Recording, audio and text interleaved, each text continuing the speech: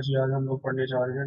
Loop structure होता क्या है, यहाँ पर ये देखिए रेक्टेंगुलर बॉक्स में आपके एरो, यहाँ पर भी एक एरो आपको नजर आ रहा है। ये सारा जो है हमारे पास ये लूप है। जहाँ से स्टार्ट, लूप का मतलब क्या होता है, जहाँ से जो चीज स्टार्ट हो वो वहीं पर आकर एंड होती है। तो जिस पॉइंट से स्टार्ट हो उसी पॉइंट पे वो एंड हो, उसको हम लोग लूप स्ट्रक्चर बोलते हैं। यहाँ पर भी हमारे पास है एक लूप है जहाँ पर ये स्टार्ट हो रहा है और यहीं पे आके इसी पॉइंट पे एंड हो रहा है। यहाँ पर ये देखिए सर्कल में जहाँ से स्टार्ट हो रहा है वहीं पर आकर एंड हो रहा है, तो इसको हम लोग लूप स्ट्रक्चर बोलते हैं। Types of loop, three types of loop. For loop, हमारे पास है व्हाइल लूप और डू व्हाइल लूप। अब इनमें से हम लोग यहाँ पर है जनरल स्ट्रक्चर ऑफ लूप। हमारे पास जनरल स्ट्रक्चर ऑफ लूप क्या होता है, you are repeating a task for a specific number of times. हम लोग स्पेसिफिक नंबर ऑफ टाइम तक अपने लूप को जो है वो रिपीट करते हैं। इसमें से यहाँ पर अगर आपको मैं ये एग्जांपल दिखाऊं, ये मैंने सारा चैप्टर नंबर 1 और 2 के अंदर ये सारा एक्सप्लेन कर दिया हुआ है। आप लोग उसमें जाकर, अगर किसी को भी यहाँ से ये चीज समझ ना आ रही हो तो आप ये जाकर वहां पे उसको रिवॉच कर सकते हैं। उसके बाद बड़ी डिटेल में समझाया हुआ है। यहाँ पर हमारे पास है फॉर। फॉर में इनिशियल आई इक्वल 0, ये हमने इनिशियलाइज किया है। उसके बाद यहाँ पर कंडीशन है आई लेस देन 3, और यहाँ पर आई प्लस प्लस इंक्रीमेंट किया, ये आपको आगे जाकर मैं समझाऊंगा। यहाँ पर हमारे पास ये एक कोड है, एसोसिएटेड कोड, जिसको हमने प्रिंट करवाना है, और जो कि इस कंडीशन के अकॉर्डिंग अकॉर्डिंग हमारे पास ये सारा वहां पर एग्जीक्यूट होगा। और फॉर के अंदर ये फॉर लूप हम लोग स्टार्ट करके मैं आपको एक लूप का स्ट्रक्चर समझा रहा हूँ, जिसमें यहाँ पर देखें, अगर मैंने यहाँ पर 3 टाइम लिखा है तो मेरे पास ये पाकिस्तान 3 टाइम ही प्रिंट हुआ है। अगर यहाँ पर मैं ज्यादा लिखता तो मेरे पास ये ज्यादा टाइम प्रिंट होता। उसके बाद journal syntax of for loop. For loop का हमारे पास जर्नल सिंटैक्स क्या है, ये तो हमारे पास लूप की वजह से ये यहाँ पर आ रहा है। यहाँ पर हमने इनिशियलाइजेशन की है इसकी।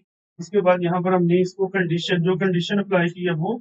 उसके बाद इंक्रीमेंट और डिक्रीमेंट क्या होता है, ये वही चीज है जो मैंने आपको बोला था, मैं अभी आपको समझाता हूँ। इंक्रीमेंट और डिक्रीमेंट क्या होता है। उसके बाद code of repeat. Code of repeat क्या होता है, ये वो कोड होता है जो बार बार हमारे पास रिपीट होता है। जैसा कि यहाँ पर आप लोग देखें, ये जो प्रीवियस एग्जांपल है उसी को मैं यहाँ पर लेके आया हूँ। इंट इक्वल आई हमने यहाँ पर इनिशियलाइज भी किया। यहाँ पर कंडीशन हमने लेस देन 3 दी, और ये आई प्लस प्लस इंक्रीमेंट कर दिया, आई माइनस माइनस ये हमारे पास डिक्रीमेंट हो गया। जहाँ पर कोई भी चीज बढ़े वो इंक्रीमेंट होगा, जहाँ पर कोई भी चीज पहले से कम हो वो डिक्रीमेंट होगा। कोड टू रिपीट क्या है, ये हमारे पास कोड टू रिपीट पाकिस्तान, जो कि यहाँ पर रिपीट हो रहा है। उसके बाद ये हमारे पास फ्लो चार्ट है। फ्लो चार्ट के अंदर देखेंगे, ये हमारे पास ये जो साइन है स्टार्ट एंड स्टॉप, ये दोनों हमारे पास वो कीवर्ड्स हैं जिनकी वजह से ये किसी भी फ्लो चार्ट को हम लोग स्टार्ट या स्टॉप कर सकते हैं। यहाँ पर इनिशियलाइजेशन है। इनिशियलाइजेशन के अंदर मैंने जैसा कि आपको अभी बताया था, आई इक्वल जो भी हमारे पास होगा वो इनिशियलाइजेशन में आता है। चेक कंडीशन, कंडीशन क्या है, आई लेस देन 3, जो मैंने यहाँ पर आई लेस देन 3 लिखा था पिछले प्रोग्राम के अंदर। उसके बाद उसमें जो हमारे पास पाकिस्तान एग्जीक्यूट हुआ वो बार बार एग्जीक्यूट हुआ, कब तक, 3 नंबर्स तक। वो जब तक के हमारे पास 4 नहीं हो गया वो तब तक एग्जीक्यूट होता रहा। एग्जीक्यूट होने के बाद वो हमारे पास जैसे ही 4 पे आया वो फॉल्स हो गया, फॉल्स होने के बाद प्रोग्राम टर्मिनेट हो गया। उसके बाद एक एक्सप्लेनेशन ऑफ फ्लो चार्ट, ये क्या है, initialisation is the first part to be executed in a for loop. For loop के अंदर हमारे पास जो एग्जीक्यूट होने वाला फर्स्ट पार्ट होता है वो यही होता है कि उसकी जो इनिशियलाइजेशन है।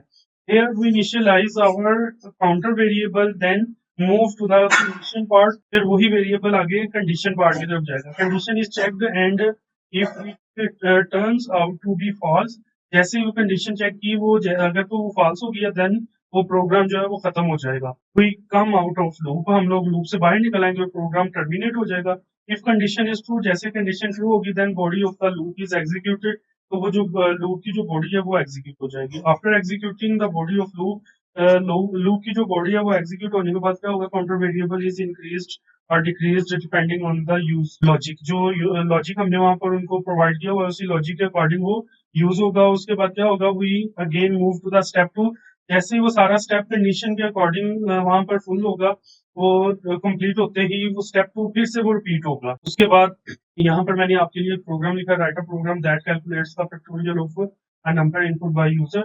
ये यूजर के लिए जो हमारे पास नंबर है उसमें ये जो कंडीशन है, ये चैप्टर 1 और 2 के अंदर इन चीजों को फुल गाइड दी हुई है, तो वहां पे जाके आप इन चीजों को देख सकते हैं, री वॉच कर सकते हैं वीडियो। और ये एक ऐसी चीज है जब जब तक आप इन चीजों को स्टार्टिंग से नहीं देखेंगे, एक एक चीज आपकी क्लियर नहीं होगी, तब तक कोडिंग आपको नहीं आने वाली। जैसे ही आपको ये सारी चीजें क्लियर होंगी तो कोडिंग बहुत ईजी है। और साथ में जब तक आपकी प्रैक्टिस नहीं होगी, प्रैक्टिस जितनी ज्यादा आपकी प्रैक्टिस होगी उतना ही आपका कंसेप्ट क्लियर होगा और आपके लिए कोडिंग बिल्कुल ईजी है। यहाँ पर हमने लिखा इंट एंड फैक्ट, हमारे पास यहाँ पर हमने एक कीवर्ड डिक्लेयर किया इक्वल आई, वेरिएबल डिक्लेयर किया प्रिंटफ के बाद please enter a positive number whose factorial you want to find, जिसका फैक्टोरियल हमने फाइंड करना है। तो यहाँ पर यूजर से हमने लिया। उसके बाद for int I equal 1, I less than N, I plus plus increment किया fact equal fact multiply by I. तो print F the factorial of numbers D and Ds. तो ये हमारे पास जो भी हुआ, उसके बाद ये सारा यहाँ पर ये प्रोग्राम एंड हुआ और इसका जो हमारे पास आउटपुट आई है, ये देखिए आउटपुट मैंने यहाँ पर आपके लिए पहले से रेडी की हुई है। आउटपुट क्या है? आउटपुट उसी उसी प्रोग्राम के हमने आउटपुट लिखी। तो मैंने नंबर जो लिखा वो